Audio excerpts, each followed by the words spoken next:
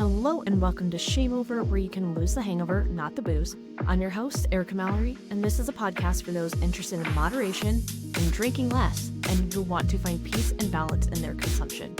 I am on this journey with you, and I am proof that you can drink less without going cold turkey or all out sober.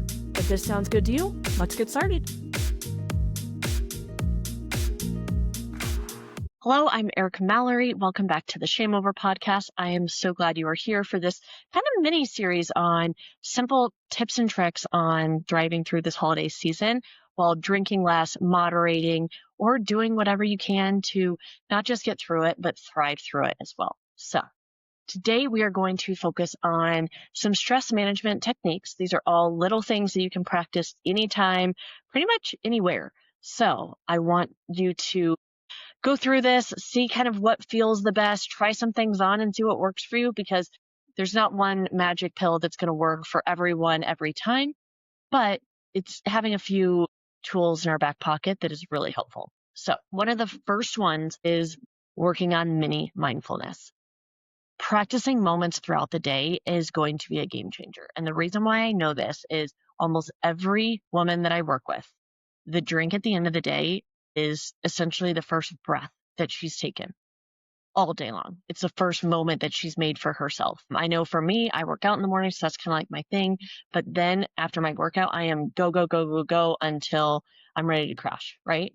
So that drink for me would, if I were to have it like I used to, it would be that first moment that I've made for myself that kind of tells the world, like, I'm done working, I'm done being a mom, I'm done, right? That is because we're not taking care of ourselves throughout the day. And I don't care who you are. I don't care how busy you are. We can all take time throughout the day, even if it's on the toilet, we're all going there anyway. Take time to actually make mindfulness a part of your daily practice. And again, often, not just for me, it used to always be at night as I'm falling asleep. Full helps me sleep, but I need more throughout the day. Otherwise, I am so going on steam by the end of the day. Tiniest things make me snap. So this is incredibly important for anyone who is highly sensitive, deeply feeling like me, to take breaks throughout the day and make them mindful moments. So some of the easiest things you can do, again, this does not have to be you're taking an hour out of your day or 30 minutes here and there. If you can, amazing. But even 1 minute of box breathing or an 8 breathing is going to be transformative. So 4-7-8 would be you breathe in for 4, hold for 7, breathe out for 8. When we're having the exhale be longer than the inhale, it automatically helps calm our nervous system. And that is what a lot of times we're looking for when we're drinking, is to help us elevate or regulate the nervous system, because we're just very out of sorts and dysregulated from all the stuff going on, especially just technology. It has us constantly dysregulated because we have our phone going off every 5 seconds. We have email coming through. We have whatever playing on Spotify or on the TV or whatever. Like, we are constantly being drawn in all these different directions. Then throw in a partner or animals or kids in there, and it's crazy. You guys know how bananas it can be. Make time for these mindful moments. When I had an Apple Watch, I used to have it go off every hour. It doesn't mean I'd actually take a break every hour, but it was intended for me to take 1 minute every hour just to connect with my breath. So these are all little things that you can do to really help, again, regulate and calm. Another one, and this is so perfect for your witching hour when you're really feeling the urge, anything along those lines, do something with your hands. It is insane how much this helps. I truly think it has a lot to do with almost like, why am I spacing? EMDR maybe? Is that what I'm thinking of? I don't know. Anyway, but with psychology, they're having you, it is EMDR, right? I am totally blanking. I apologize. But when we're working with our hands, we can almost get into a meditative-like state.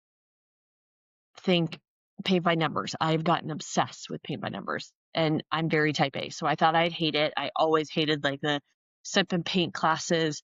I can't even draw a stick figure, but paint by numbers is my favorite thing. Like, I literally can do it for 2 hours and be like, oh my gosh, I thought I was here for 10 minutes. So puzzles, another great thing. Crosswords, Sudoku, if this is, writing, journaling, anything along those lines, but keep your hands busy. And it doesn't have to be something that's going to stress you out or make you, yeah. Anyway, clearly my brain is on fire right now, but just keep your hands busy. It is going to really help you write out the urge, but this is also part of filling that emotional cup that we had talked about previously before you fill your physical one. So another thing to really, really, really practice, especially this holiday season and going into the new year, if you're planning on, those New Year's resolutions, anything along those lines, which I will have a whole nother episode on my thoughts there. But as we're around all of this constant hustle and bustle with the holidays, limit your sugar and your caffeine intake as much as you can, because we are already having more sugar during this time of year than we typically ever are. And caffeine, I know I love my coffee, I love my tea, but these spikes that we're constantly giving with the sugar and the caffeine, it wreaks havoc on our energy, on our moods, and what we really need to focus on is balance. Make sure, especially women, healthy snacks, but focus on protein. That is going to be one of the most important things that we have as females, especially as we get older. We just lose muscle easier than men do, which turns to fat easier than men do, and all the fun stuff. So really focusing on protein, and then water. Hydration is our best friend, and we typically put that to the wayside. So do whatever you can to have as much water and stay as hydrated as you can throughout the day. This also helps keep our blood sugar steady. When we have steady blood sugar, we're not having all the cravings and the urges. So this is really going to help us avoid those energy crashes and a lot of just the that make us, easily reach for that first glass or that next glass. Another thing, move your body. When in doubt, try moving your body. This can be something as easy as a quick walk, doing some sit-ups or push-ups or jumping jacks or skips or whatever you want to do. Literally any kind of movement. You can even turn on your favorite song and do a little dance party, whether it's with your kids, in the kitchen, with your spouse, by yourself naked. I don't care. Groove with what your mama gave you. Just have fun doing it. It is going to be natural stress relief that really helps, again, with that emotional regulation and nervous system regulation. Movement also helps release endorphins, which if you are a Legally Blonde fan like I am, endorphins make you happy, and happy people just don't go around shooting their husbands. So with that can really help, obviously, mentally, physically, emotionally, especially as things feel more overwhelming. And music is such a help to us. Like, we're just wired to relate to music and to get into the music. So find a song that you love that to go to and have it on, easily to access on your phone, on YouTube, on whatever. Another easy stress management technique is to have some sort of go-to self-care tool. So this can be something as simple as like a cozy blanket, maybe if you like books, if you're a reader, journaling. There are minerals, Maureen, some kind of rock or gem or mineral that, just makes you feel good, something that you can touch, that you can put some of the energy into. Smells, huge thing. So basically just think of your senses. For a self-care kit, I always think of the senses. Like, what is something that will make me, that I can look at, that is visually pleasing to me? What is something I can smell that I like? What is something I can hear that I like?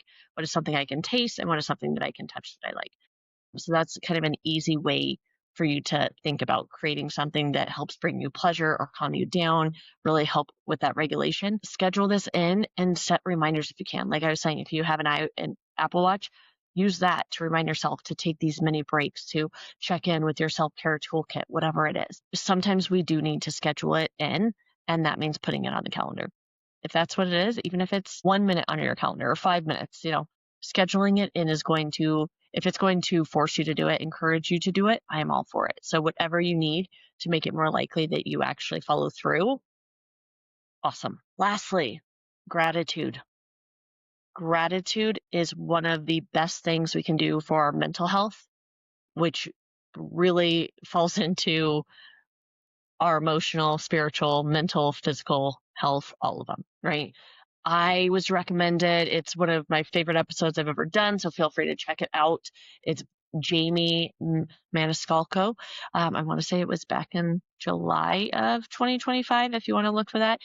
But he's a neuroscientist, and I learned so much from this conversation. But one of the best things I learned, we've always known gratitude, like it makes you feel good. I've just always kind of been the believer that the more you're grateful for, the more you'll be given to be grateful for. That, something along those lines. But he actually took it a step further and encouraged everyone to start your morning with gratitude. When you do, and he said 3 things, just be very specific about it. So instead of just like, I love the sunset, you can be, I am so grateful that last night's sunset was so beautiful and I was able to sit and enjoy it and actually take a minute for myself. Something like that. Anyway, the reason why it's more specific is our brains are magnificent things and they want to be right. So when we show gratitude, they are going to be looking for more things throughout the day to be grateful for. So call this manifestation, whatever you want, but it is going to make it overall, you're going to have more of a grateful feeling, grateful heart, and that allows you to naturally stress less, show up with compassion more, with grace, with all of that stuff, not only for others, but with yourself as well. Whenever in doubt, if you're just, I'm not sure what to do, say even just one thing that you're grateful for. And even if it's, I'm grateful to be alive in this moment. Absolutely. That is a beautiful thing to be grateful for. So let me know what tool you like, what tool is your favorite, a tool you're going to try out, any tools that I missed that you love. These are just some of my go-to favorites, especially during this time of year, that it's a great reminder of stuff that I need to continue doing, start practicing again, anything along those lines. So the biggest thing, don't try to do them all. Just pick 1 or 2 things to try out, see how it feels, and then go from there. The last thing you want is to try to do all these things, because when we do, we don't do anything well. Minimize it and focus on one win, one takeaway, one thing you can learn, and how you can build and grow from there. You've got this. Hopefully we'll see you guys again here soon. Again, like, follow, share, all the good things. If you like this, please leave me a review. If it's 5 stars, if it's not, that's fine. Just please don't leave a review. Go find another podcast. There's so many amazing ones out there. With that, I'm wishing everyone a happy and holiday season, sending everyone lots of love, health, and happiness, and we'll see you back here soon. Cheers. Okay, real quick before you go, if you are thinking about doing dry January or something along those lines, I need you to hear this. Most people don't fail because they lack willpower. They fail because they do it the hard way. White knuckling, zero support, zero plan. But no, not here, not this year. That's why I created Dry-ish January, so you can drink less without the all or nothing pressure and actually feel good doing it. Head to shameover.me for the link and come do this differently with me this year. ShameOver is the mindful drinking program designed for women who desire to drink less without losing the booze completely. If you want to transform your relationship with alcohol and live a healthier, confident, and balanced life, go to shameover.me and get started today. You deserve it, you're worth it, your future self thanks you. Cheers!